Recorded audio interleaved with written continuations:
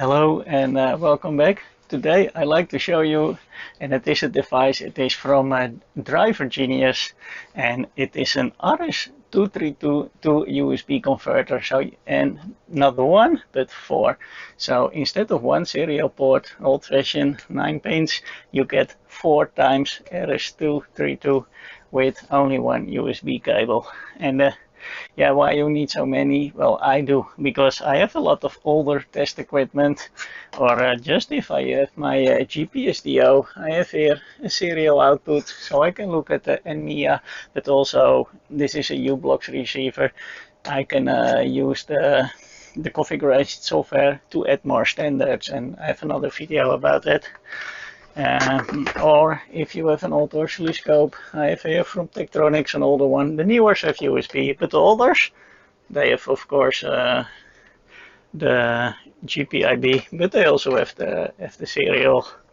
Or my LCR meter right here from Rosui, or the ALE tester, no, East tester. Same, have serial. I have here pretty modern, excellent meter, the 34401, also of course GPIB, but also still serial. So I found more and more that that I really need serial ports, and yeah, you can also use these little thingies, one USB, one serial, but then if you need 4, you'll already lose 4 USB ports. So I wonder how much more convenient is this? So let's have a closer look. Well, my computer has 1 serial port, so I'm lucky, but of course 1 is not enough. So I have here this switch box, but you can already see I have another cable here, so that is my 5th. And I just need more ports. And now I cannot use them simultaneously because I need to make a choice. And sometimes you just want to look at 2 serial devices at the same time. And also my AC power supply here, my AC source, also serial, so that's already my 6th. So I could use really something more convenient. So in here it is, the box. It's not that big. From DriverGenius, they have a store, it's called vtop.shop, but they also sell in Amazon. And after the order was placed in Amazon, I really had it the next day, and that was here in Europe. So if you want it fast, use the Amazon store. I will link down below. And here it is. It's actually quite neat. It's metal instead of plastic. I like that. Well, they put some protection. The cable is the right way around. That is also nice. And ooh, they all have little LEDs. That will make extra LEDs.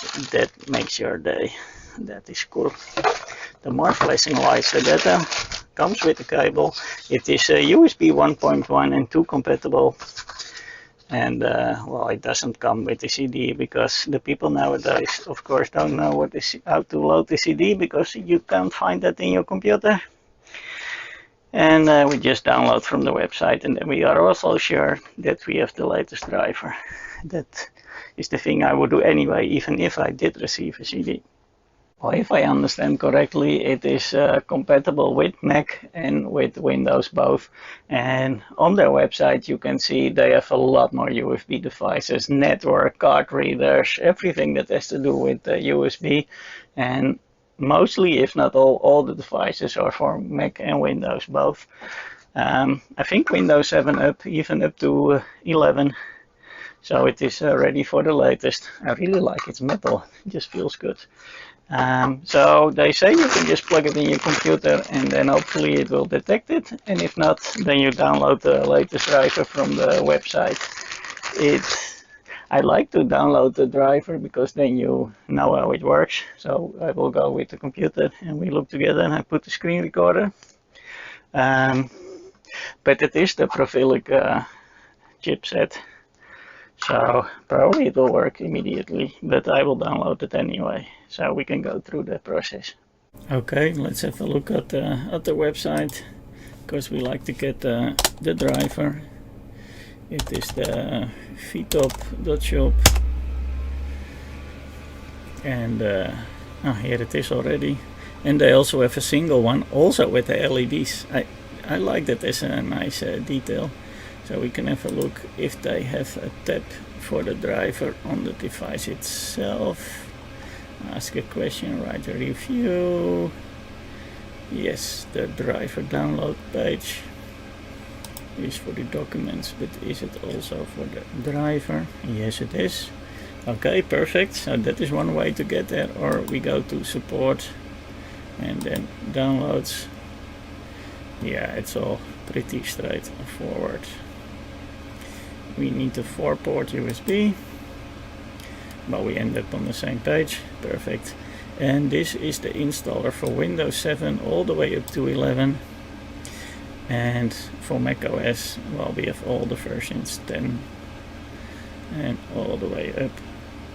And there even is a binary driver. Well, I'm not that familiar with Mac, so I will just download this driver.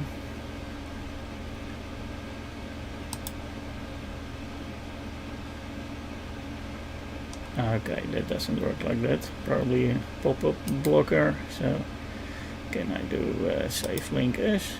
Yes, that works better. Okay, we keep it. Okay, there it is. Go to my download folder. It is the top one. We're just going to extract that. This in the same folder. That is okay. Then it should be on the top. It is. And we have 11. Well, I don't have Windows 11, so I'm not going to use this one. I use the 10.8.7. Okay. There is a manual, but there is okay.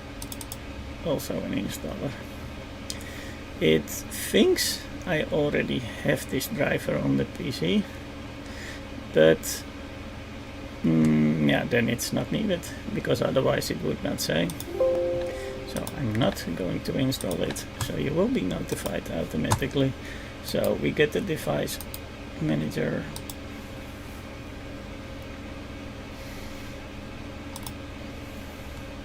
We go to ports, and let's see what port numbers it will create. I will put one in the screen right here, and I will plug in the USB, and it should create a few COM ports.